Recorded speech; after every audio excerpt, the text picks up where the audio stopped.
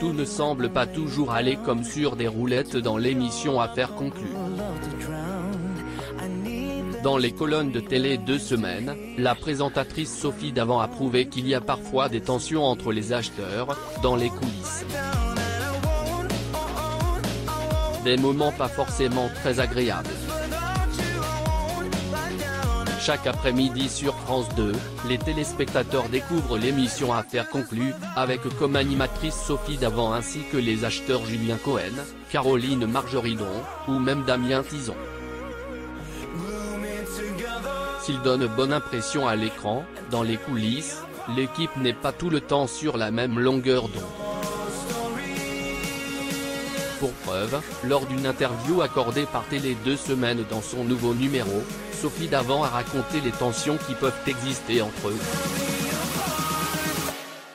Sophie Davant, déjà 3 ans dans l'émission après de bons et loyaux services dans des émissions matinales mais aussi dans toute une histoire, Sophie Davant a intégré l'équipe de l'émission Affaires conclues. Dans l'après-midi, elle présente cette dernière sur France 2 en étant l'animatrice, et ce depuis déjà plus de 3 ans.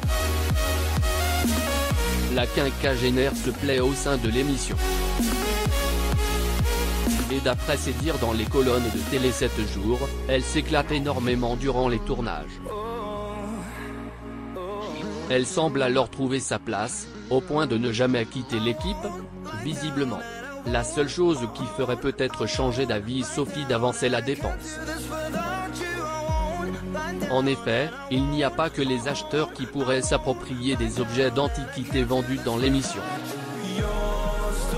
L'animatrice, elle aussi, s'est mise à craquer pour des tableaux et elle n'hésite pas à en acheter si certains lui plaisent. L'émission commence à me coûter cher depuis que je me suis mise, moi aussi, à acheter des objets, a-t-elle souligné d'ailleurs. Je joue alors un rôle de grande sœur mis à part les dépenses, Sophie Davant s'est adaptée dans l'émission Affaires conclues, malgré les tensions qui existent. Comme quoi, l'atmosphère n'est pas toujours paisible dans l'équipe, et la maman de Valentine et de Nicolas le sait, parce qu'elle est aussi impliquée. Il s'avère que des fois, les acheteurs s'embrouillent et la présentatrice est obligée de les calmer pour ne pas faire de scandale devant le public. Lors de l'interview accordée à Télé 2 semaines, elle a révélé, il y a parfois des susceptibilités, des animosités et des clances. Les acheteurs sont livrés au vedettariat et il peut y avoir des excès. Je joue alors un rôle de grande sœur en les calmant. Sophie Davant a cité le nom de Pierre-Jean Chalençon dans son discours et fait remarquer qu'il n'y avait pas que lui.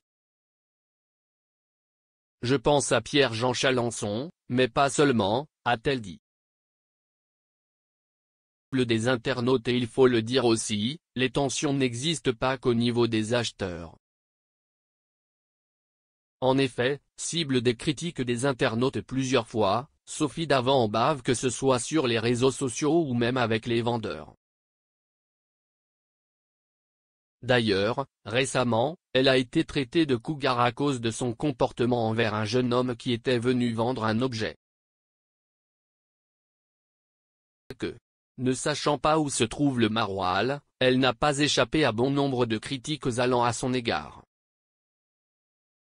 Même moi qui suis du Sud, je sais où ça se situe. Quelle tristesse de voir cette inculture, s'est écrié un des internautes. Des rapports souvent difficiles avec les fans que ce soit pour l'émission Affaires conclues ou pour une photo qu'elle laisse sur les réseaux sociaux, Sophie Davant se fait très fréquemment critiquer par les internautes. Pour un selfie publié sur son compte Instagram le 7 novembre 2020 par exemple, elle a reçu une critique venant d'une d'eux. L'animatrice ne pensait visiblement pas être réprimandée par son acte.